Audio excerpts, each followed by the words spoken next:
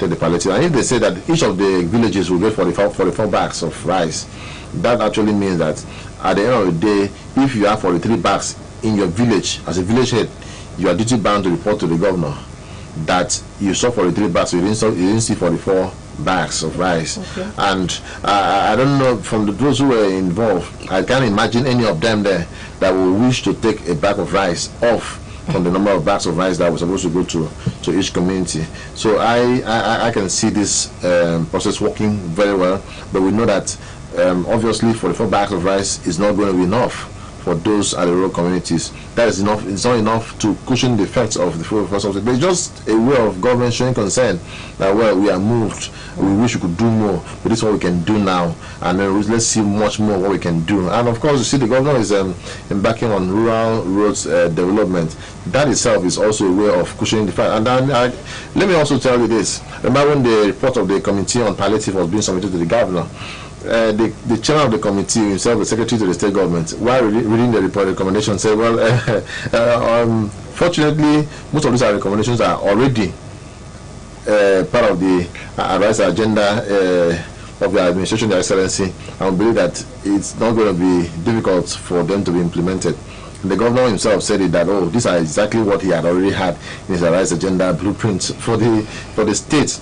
So getting the rural development developed will enhance a boost in agricultural activities, economic activities in the rural communities, and of course that itself is a palliative.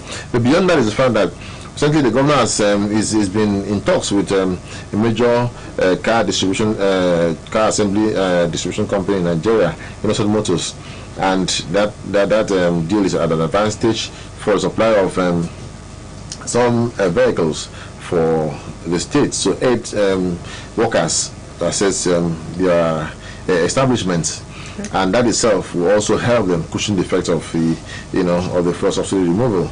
And don't forget, again, the governor had reminded the Commissioner for Economic Development, Mr. Membo, that he needs to get an update on the status of the car assembly plant in Akwa Ibom State. Don't forget that during the immediate past administration of Mr. Dome Emmanuel, so much, in fact, as part of the partnership with the company Memshak Technologies, the government had paid to take a first set of, I think, about 72 vehicles, buses from that company, from that car assembly plant. So the government has asked the Commissioner for Economic Development to give me a report immediately on the status of those vehicles, as also expected in the state. So once we have all of these vehicles, they are going to provide transportation services at a reduced rate, at a subsidized level for our workers in the state. And so those are some of the other palliatives that we can also say, yes, the government is thinking ahead and working hard to ensure that our people are not made to face the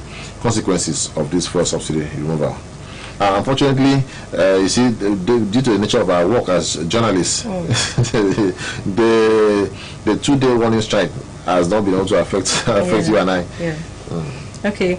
Now, my guest, in case you're just joining us or you joined us some moments ago, guest is the Senior Special Assistant to the Governor on Research and Documentation, Mrs. Sendwe. So, and he has been putting in perspective 100 days of Governor Umoino, 100 days of the golden era. Now, as we begin to wind down on this conversation, can you tell us, we know there's an outline of activities, some commissionings there and there, that of the Uduakpan, and you've already mentioned the palliative distribution in Ikorekbenu. And so the governor, as well as that, he will also flag off the Ibom Rice estate. Okay. That is located at the Pawat, Ibom and local government area. And people don't know, Ibom has been so lucky to be benefiting from most of the development that are coming to you, and that's because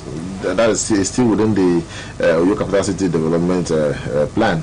And we are lucky in Akwa Ibom State that government after government continues development plans based on the original framework initiated by the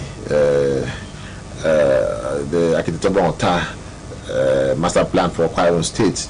So we're having that estate again in Ibom and local government area. We've got the Shelter Afrique, which is in Uyo, most part of it is actually in APC Bosu and local government area. So that local government is so lucky.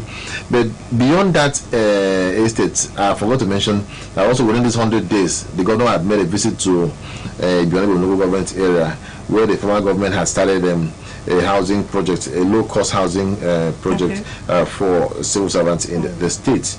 And so we are going to have this government also focusing more on ensuring that we have more cluster of residential apartments for workers. And of course, that's also in a bid to reduce the pressure in the state capital itself.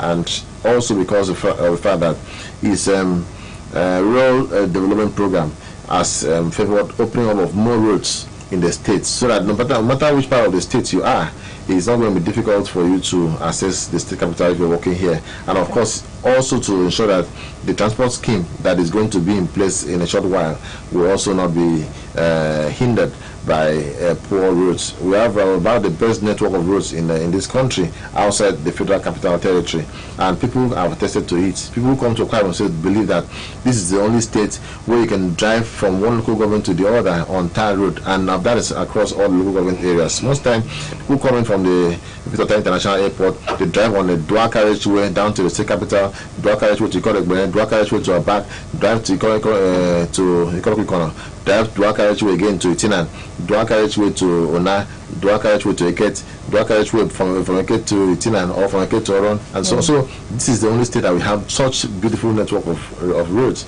And we believe that with these roads, it's possible for more and more development projects to be sited across the state. And of course, the projects of governments in agriculture, in rural development, and all of that would be of benefit to people across the state. No longer would we are not going to have a situation where people will have to, when people start growing up, the next thing they start thinking of is how we can go and relocate to you from our rural communities, because this government is bent on preventing that rural urban drift, rural urban migration that people have always been used to.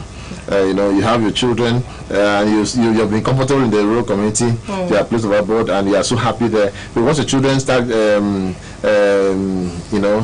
being able to count from 1 to 10, the thing is how they can leave you and then go back to the city. And that's why you see sometimes parents who had already thought they are finished producing children, because the ones who are older had left them to go stay in the city. They start thinking of producing more again.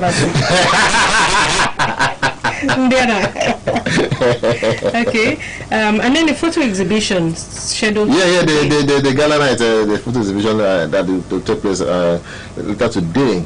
Of course, that's for only invited guests, because it's not going to be possible. I know the way the governor has performed so splendidly, the way he has reached out, the way he has connected with the people. Everyone would love to be there to celebrate with him his 100 days in office.